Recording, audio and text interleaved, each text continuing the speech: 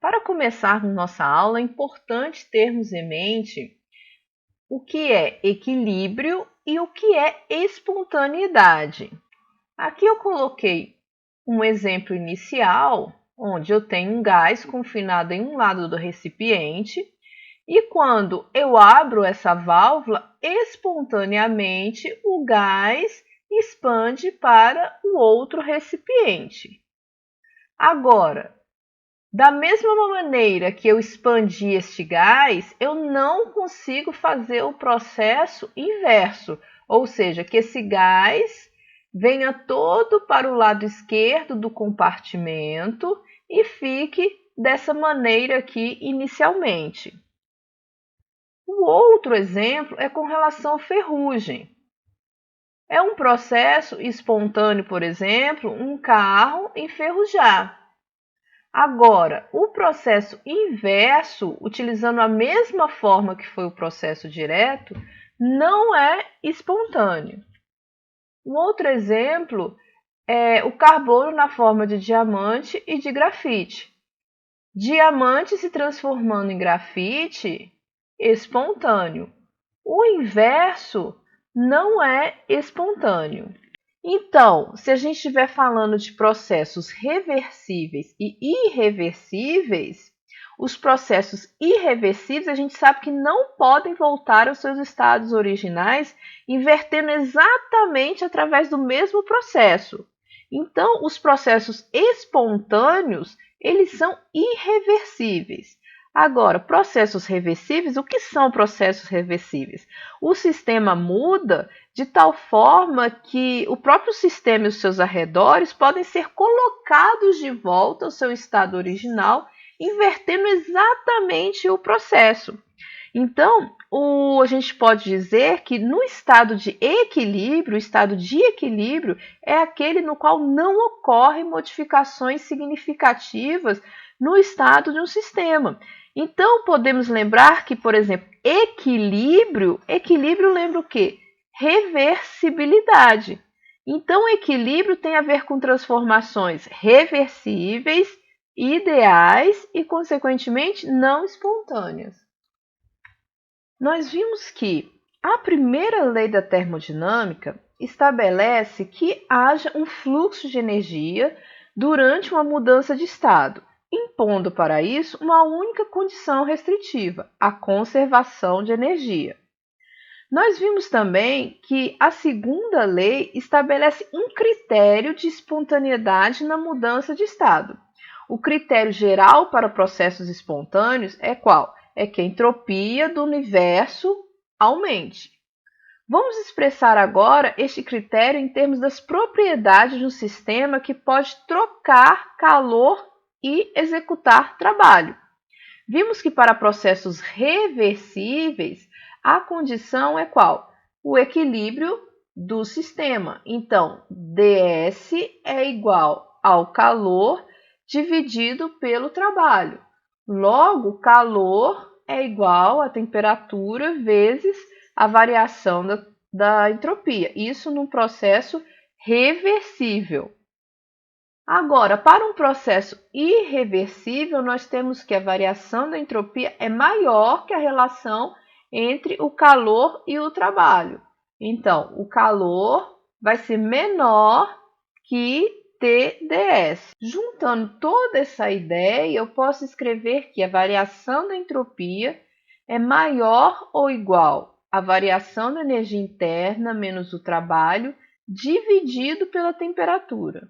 Se temos um processo a volume e a temperatura constantes, então a equação anterior, que eu escrevi mais uma vez aqui, como o processo é a volume constante, a variação do trabalho é zero, chegamos a essa nova expressão, vou multiplicar ambos os lados pela temperatura e vamos chegar em TdS maior ou igual que dU. Se a energia interna for constante ou a entropia for constante, podemos dizer que a espontaneidade está relacionada a esses dois termos aqui, sendo que a primeira desigualdade diz que num sistema a volume constante e a energia interna constante, a entropia aumenta em qualquer processo espontâneo. Já na segunda desigualdade, nós podemos dizer que, se a entropia e o volume de um sistema forem constantes, então a energia interna deve diminuir numa transformação espontânea. Se a entropia do sistema se mantém constante, em qualquer processo espontâneo, tem que haver um aumento da entropia das vizinhanças, que só pode ser conseguido se a energia interna do sistema diminuir. Agora, para o equilíbrio, nós já vimos pela segunda lei que a variação da entropia tem que ser igual a zero. Então, para que isso tudo seja verdade, a variação da energia interna também tem que ser igual a zero. Agora, quando há troca de calor a pressão constante e não há outro tipo de trabalho além do de expansão, a gente sabe que a variação da entalpia é igual ao calor à pressão constante. Então, nós podemos substituir o calor aqui na equação da entropia e chegarmos a essa nova equação, ds maior ou igual a dH dividido pela temperatura. Arrumando a equação, TdS maior ou igual a dH. Quando a entalpia ou a entropia forem constantes, nós podemos dizer que a espontaneidade está relacionada a essas duas expressões. A entropia de um sistema, a pressão constante, deve aumentar se a entalpia do sistema se mantém constante. Ou então, se a entropia do sistema se mantém constante, a entalpia deve diminuir. Por quê? Pois em qualquer processo espontâneo há essencialmente um aumento da entropia das vizinhanças. Também podemos dizer que para o equilíbrio, já sabemos que isso aqui é igual a zero, então também dH, quando a entropia e a pressão forem constantes, será igual a zero para o equilíbrio. Agora, se temos um processo a temperatura constante, nós já conhecemos essa expressão e nós podemos escrevê-la desta maneira aqui. Esse termo aqui, ó, du menos Tds, é chamado de energia livre de Helmholtz. Para um processo espontâneo, a variação da energia de Helmholtz tem que ser menor que zero. E no equilíbrio, como aqui tem que ser zero e aqui também tem que ser zero, consequentemente, a variação da energia livre de Helmholtz também será igual a zero no equilíbrio. Agora vamos trabalhar com essa nova equação, que é a equação da energia livre de Helmholtz. Para uma variação infinitesimal, nós temos que a variação da energia livre de Helmholtz vai ser igual à variação da energia interna menos TdS mais SdT. Lembrando que nós temos outros termos dessa expressão que no final vão se cancelar para a gente chegar nesse aqui. Sabemos quem é energia interna, calor mais trabalho. O calor pode ser escrito como TdS. Se a temperatura é constante, esse termo aqui é zero e esse termo vai se cancelar. Podemos também pensar desta maneira aqui, du menos TdS menos o trabalho menor ou igual a zero. Eu posso escrever dessa maneira aqui. Então, isso significa que du é menor que essa soma aqui à nossa direita, pois estamos substituindo o calor pelo produto TdS, né, que em geral é maior do que a troca térmica. Então, se sabemos que du menos TdS é A, então podemos escrever que dA é menor ou igual ao trabalho. Podemos concluir que o valor mais negativo dessa variação aqui do trabalho representa a energia máxima que pode ser obtida pelo sistema. Então, nós vimos que, para a energia de Helmholtz, um processo espontâneo, a variação da energia vai ser menor que zero. E algumas vezes a gente interpreta essa variação, essa relação da seguinte maneira: um valor negativo da energia de Helmholtz é favorecido por um valor negativo da energia interna e um valor positivo de T vezes a variação da temperatura. Essa observação vai sugerir o quê? Que a tendência de um sistema de se deslocar para uma energia de Helmholtz mais baixo, vai ser devido ao quê? A tendência de se mover em direção a estados de menor energia interna e maior entropia. E isso não é bem assim. Para ficar mais clara essa relação da energia livre de Helmholtz, eu trouxe aqui dois processos para a gente observar. No primeiro, a entropia do sistema é menor que zero e o da vizinhança é maior que zero. No segundo, a entropia do sistema é maior que zero e o da vizinhança é menor que zero. Então, dependendo do sinal aqui, ó, de T vezes S, nós teremos ou não a variação de energia interna sendo utilizada para realizar trabalho. Então, vamos ver aqui o primeiro caso. Se a mudança ocorre com o decréscimo da entropia, o trabalho máximo é menor que a variação da energia interna. Por quê? Para que a mudança seja espontânea, parte da energia tem que escapar como calor, né? A fim de gerar o quê? Entropia suficiente nos arredores para superar essa redução da entropia do sistema. Então, é necessário uma quantidade de energia interna para ser convertida em trabalho. Essa é até a origem do nome energia livre, né? Porque essa energia vai ser usada para realizar trabalho.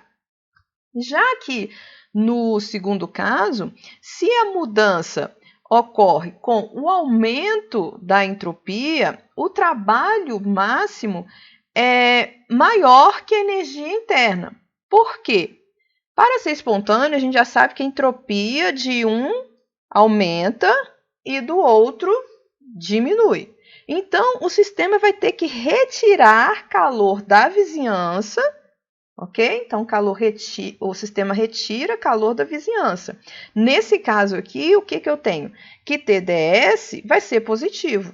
Então, a energia será negativa, a energia de Helmholtz negativa, logo a energia interna vai ter que ser negativa também. Por isso, menor que zero. Agora, vamos trabalhar um pouco com a dependência funcional da energia livre de Helmholtz. Já conhecemos essa equação, já conhecemos essa outra equação também. E podemos chegar nessa relação porque a gente cancela TdS positivo com TdS negativo. Então, aqui eu tenho a energia livre de Helmholtz em função do volume e da temperatura. Então, eu consigo escrever esta equação aqui da energia livre de Helmholtz em função do volume e em função da temperatura. O coeficiente aqui, ó, eu posso igualar com esse coeficiente. E este daqui com este daqui. Então, ó, a variação da energia livre de Helmholtz com o volume quando a temperatura for constante é igual a menos a pressão. Já a variação da energia livre de Helmholtz com a temperatura quando o volume for constante é igual a menos a entropia. Agora, em um processo a temperatura constante, nós vamos utilizar a relação que nós encontramos entre a entalpia e a entropia. Nós vimos que dH menos TdS é menor ou igual a zero. Então, essa relação aqui, ó, entre a entalpia e a temperatura com a entropia, H menos Ts, é conhecido por energia livre de Gibbs, representada por essa letra aqui, a letra G. Então, G é igual a entalpia menos temperatura vezes a entropia. Então, em um processo espontâneo, se esse aqui tem que ser maior que zero e este aqui menor, então a variação da energia livre de Gibbs quando temperatura e a pressão forem constantes é menor que zero. Já no equilíbrio, se esse tem que ser zero e esse aqui também, então a variação da energia livre de Gibbs também será igual a zero. No século XIX, Berthelot sustentou incorretamente que todas as reações espontâneas eram exotérmicas. E o que é uma reação exotérmica e endotérmica? Processos endotérmicos, a variação da entalpia é maior que zero. E processos exotérmicos, a variação da entalpia é menor que zero. Então, um absorve energia e o outro libera energia. Então, esse erro da conjectura de Berthelot foi mostrado por Durkheim através dessa relação aqui, ó, que eu estou representando dentro desse quadrinho. Então, ó, variação da energia de Gibbs é igual a variação da entalpia menos T variação da entropia. Então, se eu tenho um processo exotérmico acontecendo e a variação da entropia é positivo, então a energia interna, variação da energia de Gibbs, desculpa, vai ser negativo. Então, vai ser o quê? Um processo espontâneo. O próximo caso, se nós temos um processo endotérmico, ΔH maior que zero, e a variação da entropia é negativa, então, ó, negativo com negativo, positivo, positivo com positivo, a variação da entropia é maior que zero. Então, não é um processo espontâneo nessa temperatura. O próximo caso, temos aqui um processo endotérmico, a variação da entalpia maior que zero, e a variação da entropia também é igual a zero. Então, eu tenho positivo com negativo, negativo. E aqui nós temos um positivo. Se essa temperatura aqui for suficientemente elevada para que, quando esse negativo vezes esse positivo der maior do que o valor da entalpia, nós temos o quê? Uma variação da energia de Gibbs negativa, menor que zero. Então, nós temos um processo espontâneo. Agora, se essa temperatura for baixa, então nós temos negativo com positivo, negativo. Se essa multiplicação aqui, o valor, for menor do que o da entalpia, então nós vamos ter uma variação da energia livre de Gibbs positiva. Então, esse processo não será espontâneo nessa temperatura. A mesma coisa aqui embaixo, se eu tenho um processo exotérmico e a variação da energia, da entropia é negativo, negativo com negativo, positivo. Se esse termo aqui for maior do que a entalpia, então a variação da energia interna vai ser positiva, então não será espontâneo o processo. Agora, se essa multiplicação aqui for maior do que a variação da entalpia, então será negativo e esse processo será espontâneo. Assim, o trabalho adicional máximo, diferente do de expansão, é dado pela mudança da energia livre de Gibbs. Então, nós temos aqui a energia livre de Gibbs, que nós já aprendemos. Se eu quiser uma variação infinitesimal, dG é igual a dH menos D, que multiplica T vezes S. Mas quem é dH? É du mais D, que multiplica P vezes V.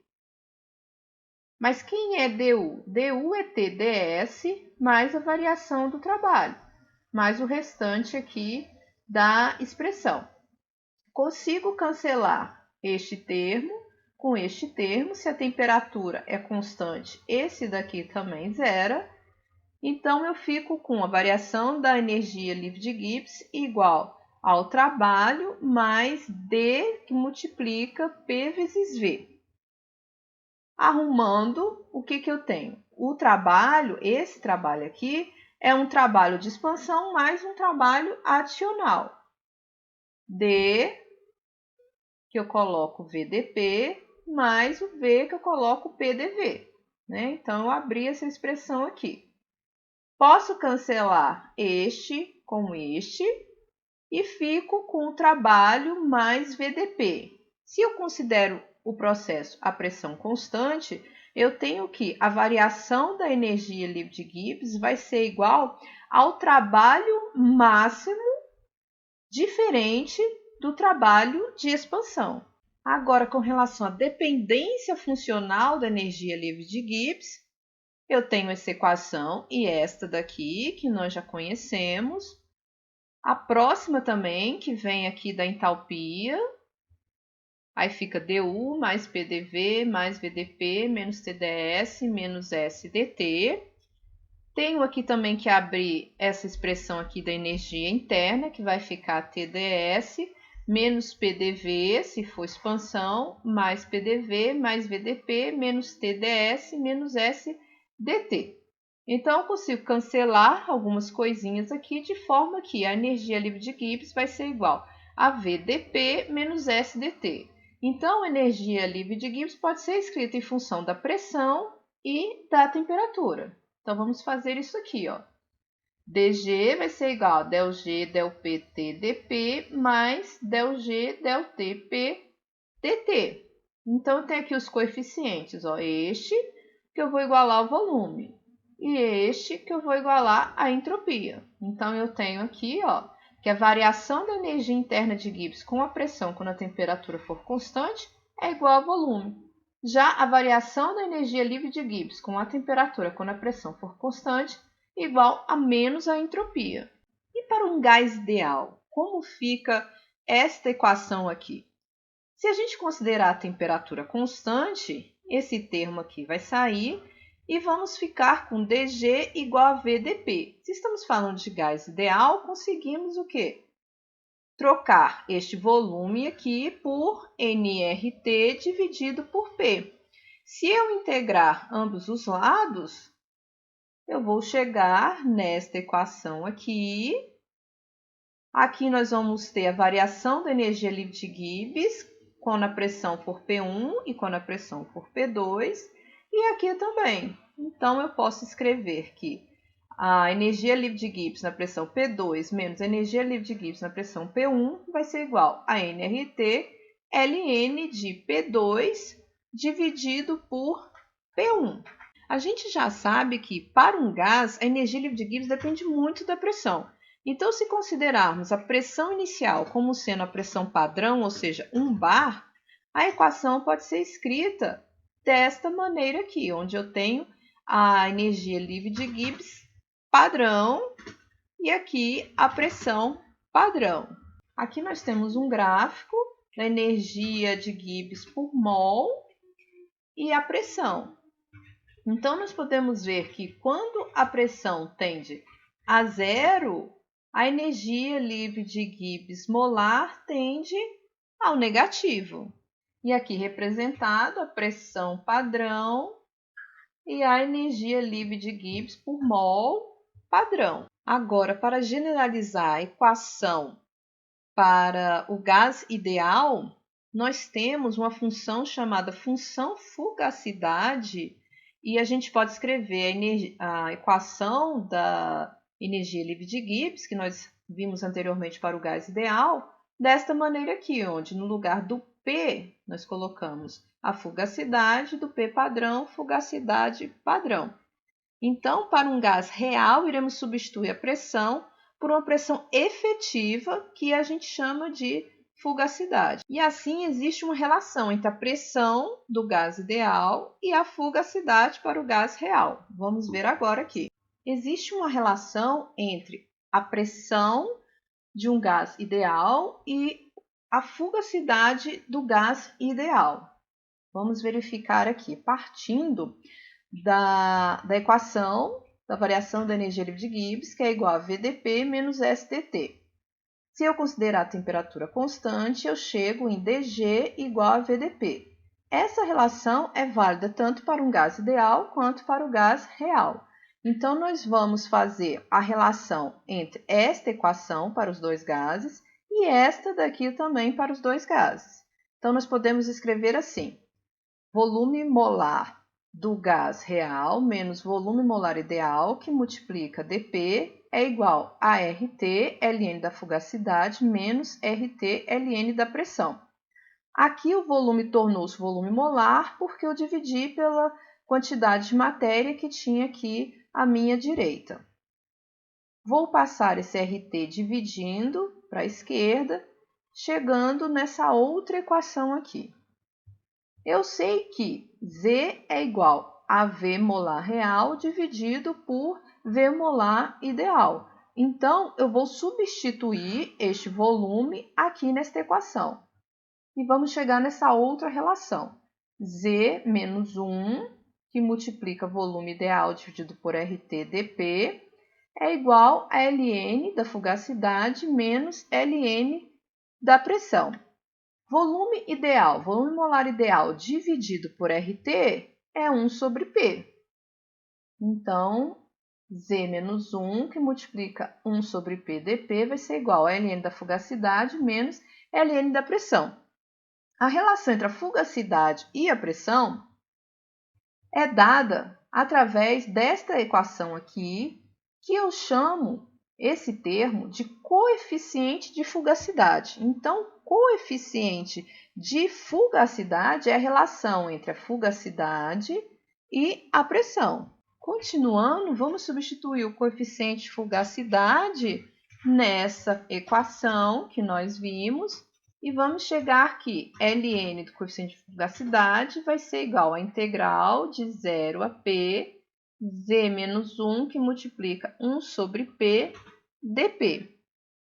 Observando o gráfico da energia livre de Gibbs por mol pela pressão, nós temos em rosa aqui um gás ideal e em verde o gás real. Podemos ver que no início é semelhante, depois o gás real fica abaixo do gás ideal e nessa pontinha aqui, ó, nós vemos que isso inverte. O gás real fica acima, aqui ó, a linha fica acima do gás ideal.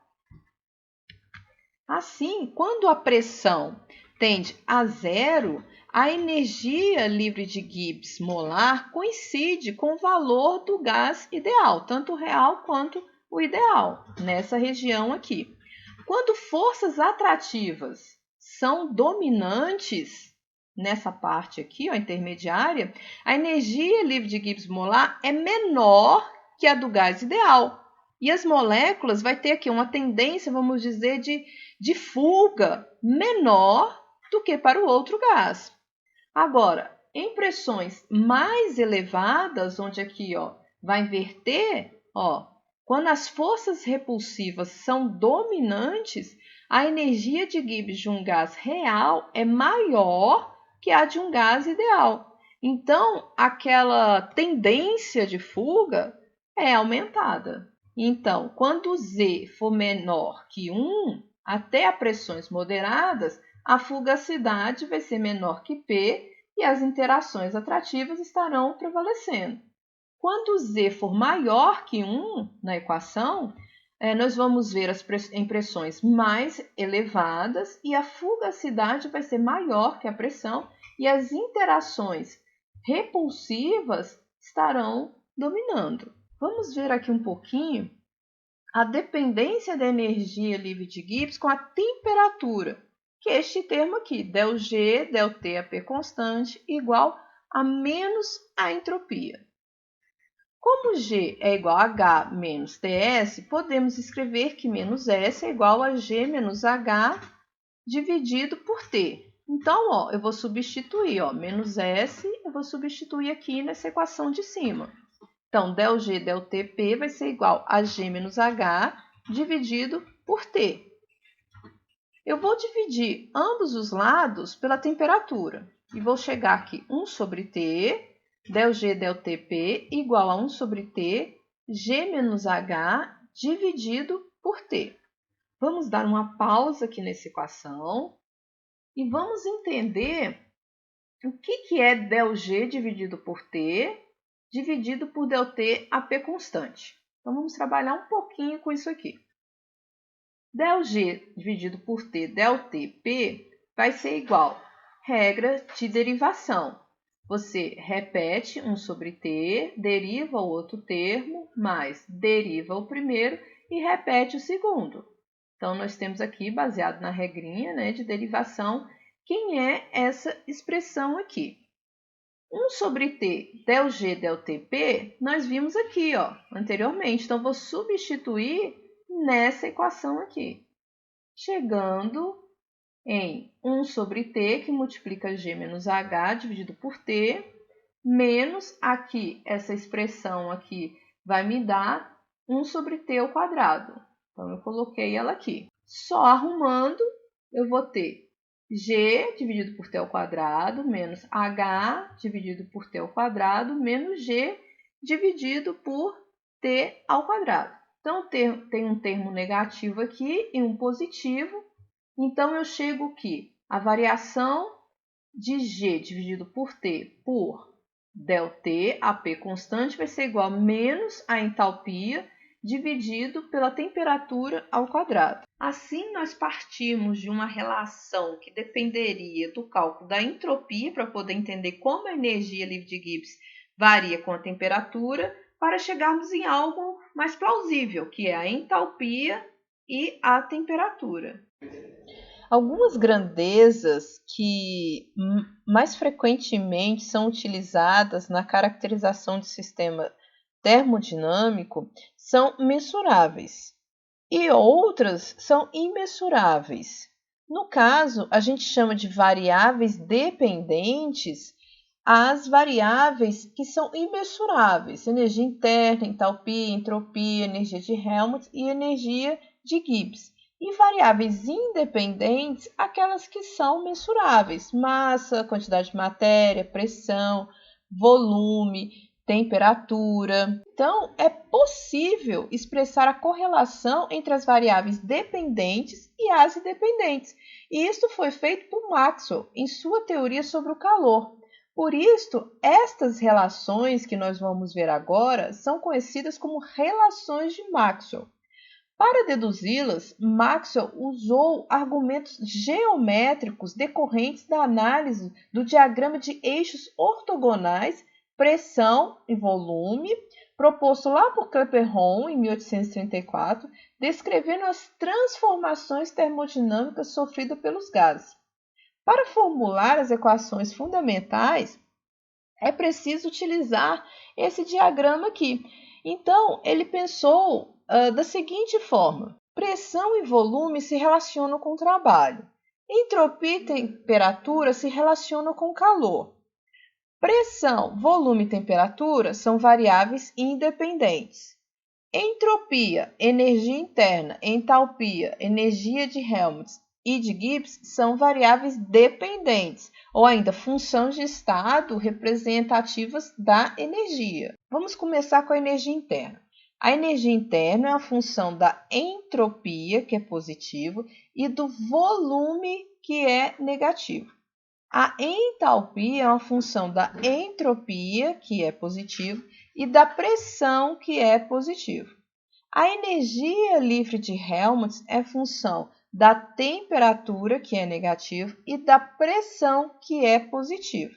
E a energia de Gibbs é uma função da temperatura, que é negativo, e da pressão, que é positivo. Todas as equações de estado que nós vimos são diferenciais exatas. E lembrando das aulas de cálculo, para uma expressão matemática ser exata, ela tem que atender a essa relação aqui, ó. Por exemplo, diferencial de f igual a g diferencial de x mais h diferencial de y. Então, para ser uma diferencial exata, ΔG, ΔY, quando x for constante, tem que ser igual a ΔH, ΔX, quando y for constante. Vamos ver as relações uma por uma. Partindo de du igual a TdS menos VdP. Então, a variação da temperatura com o volume quando a entropia for constante vai ser igual à variação da pressão com a entropia quando o volume for constante. A relação com relação a esta equação. A segunda, dH igual a TdS mais VdP. A variação da temperatura com a pressão quando a entropia for constante vai ser igual à variação do volume com a entropia quando a pressão for constante. Aqui a relação. dA é igual a menos S dt menos P dV. a variação da entropia com o volume quando a temperatura for constante vai ser igual à variação da pressão com a temperatura quando o volume for constante. Aqui a relação. E a última, dg é igual a menos S dt mais V dP. Variação da entropia com a pressão quando a temperatura for constante, variação do volume com a temperatura quando a pressão for constante e a última relação. A partir daqui, vamos analisar a dependência das funções de estado. Começando pela equação da energia interna, dU é igual a TdS menos PDV. Eu vou chamar de caso 1. Temperatura constante. Se eu dividir a equação pela diferencial do volume, eu vou chegar nesta relação em que ΔU ΔVT vai ser igual a T ΔS ΔVT menos P. Pelas relações de Maxwell, eu sei que ΔS ΔVP é igual a ΔP ΔT V. Então, eu vou substituir nesta equação, chegando em ΔU ΔVT igual a T ΔP ΔT V menos P. Eu já sei que alfa sobre κT, alfa coeficiente de expansão e kappa coeficiente de compressão, é igual à variação da pressão com a temperatura a V constante, que é esse mesmo termo aqui. Então, eu vou substituir nesta equação, chegando aqui, ΔU, ΔV, ou seja, a variação da energia interna com o volume quando a temperatura for constante, vai ser igual a alfa T dividido por kappa menos kappa P. Então, ΔU, ΔV a T constante, ou seja, a variação da energia interna com o volume quando a temperatura for constante, vai ser igual a alfa T dividido por kappa T menos P. O caso 2, dU é igual a TdS menos PdV. Se eu quiser separar ds, eu vou chegar nesta equação aqui, 1 sobre T, dU mais P sobre T, dV. Como a variação da energia interna pode ser expressa através dessa equação, eu vou substituir essa equação nesta daqui de cima, chegando nesta nova relação aqui. ΔU ΔT V, eu sei que é CV. Então, eu vou substituir, vai ficar CV dividido por T dt, mais 1 sobre T, que multiplica essa expressão aqui, vezes dV. Como essa expressão é igual a dUs dVP, nós já vimos essa relação. Pelas relações de Maxwell, é igual a ΔP ΔTV. E também nós já vimos que essa expressão é igual a alfa sobre kappa, então vamos substituir alfa sobre kappa nessa equação anterior e vamos chegar aqui a variação da entropia é igual a CV T dt mais alfa sobre kappa T dV. O próximo caso é utilizando a equação da entalpia. ΔH é igual a TdS mais VdP. Considerando a temperatura constante e dividindo tudo pela diferencial da pressão, nós vamos chegar em ΔH ΔPT igual a T ΔS ΔPT menos V. Pelas relações de Maxwell, dUs dPT menos é igual a ΔV ΔTP. Então, substituindo nessa equação anterior, chegaremos que ΔH ΔPT é igual a V menos T, que multiplica ΔV ΔTP. Sabemos que o coeficiente de expansão é igual a 1 sobre V, ΔV ΔT a P constante. Então, vamos substituir ΔV nessa equação aqui e chegaremos nesta nova equação que diz que a variação da entalpia com a pressão quando a temperatura for constante é igual ao volume menos T alfa V. O próximo caso, ainda utilizando a equação da entalpia, nós vamos separar o ds. Vamos chegar em ds igual a 1 sobre T dH menos V dividido por T dP. Sabemos que a entalpia pode ser escrita através dessa equação aqui, então vamos substituir a equação aqui no lugar do dH. Vamos chegar nessa nova equação aqui, onde eu sei que dH dTP é CP, então eu só vou reescrevê-la substituindo, chegando nessa relação, como dH/dPt é igual a V menos T alfa V, então nós substituímos aqui em cima e chegamos na nova equação que diz que a variação da entropia é igual a Cp sobre T dt menos alfa V dP. No caso 5, nós temos Cp menos Cv. Nós já encontramos essa relação anteriormente. Como nós já vimos que ΔU ΔTV é igual a alfa T dividido por kappa T menos P e que ΔV ΔTP é igual a alfa V, substituindo tudo isso aqui, nessa equação anterior, nós chegamos que Cp menos Cv é igual a temperatura vezes o volume, coeficiente de expansão ao quadrado, dividido por kappa T. Podemos observar que essas quantidades são mais facilmente mensuráveis do que da forma como estava escrito anteriormente esta equação. Até o momento, nós estudamos um sistema com composição fixa. Agora, se a quantidade de matéria variar ao longo de um processo e se tivermos somente uma substância ali no meio para variar, então nós temos que a energia livre de Gibbs vai depender não somente da temperatura e da pressão, mas da quantidade de matéria também.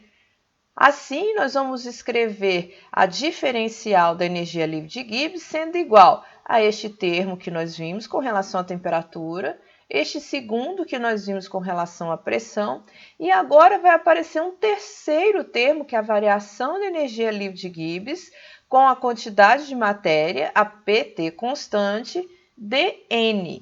Assim, nós vamos ter que dG vai ser igual a SDT, mais VdP, esse pedacinho aqui nós já vimos. Agora nós vamos acrescentar um terceiro termo, que é o μdN. μ nós chamamos de potencial químico. Então, o potencial químico é o aumento da energia livre de Gibbs proveniente o quê? Da adição de um número infinitesimal de mols da substância. Então, a variação da energia livre de Gibbs pela quantidade de mols é o potencial químico. Como o potencial químico é uma propriedade intensiva do componente, ela pode ser expressa em função das demais funções termodinâmicas, energia interna, entalpia, energia de Helmholtz. Então, eu consigo escrever a energia interna com a somatória aqui final, vamos acrescentar o terceiro termo, entalpia também, e a energia de Helmholtz.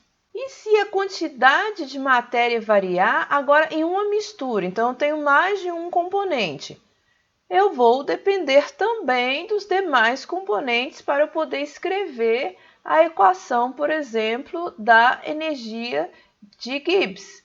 Então eu vou acrescentar o termo de um componente, que eu vou chamar de I, mais o do segundo componente, que eu vou chamar de J.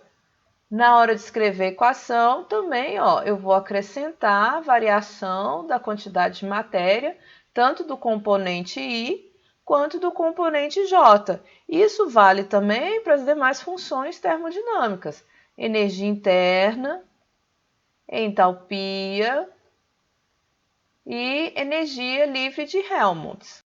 Então, nós vimos, por exemplo, que a energia livre de Gibbs para um gás ideal é dada por essa equação, e a energia livre de Gibbs para um gás real é dada por esta outra equação, onde eu tenho a fugacidade.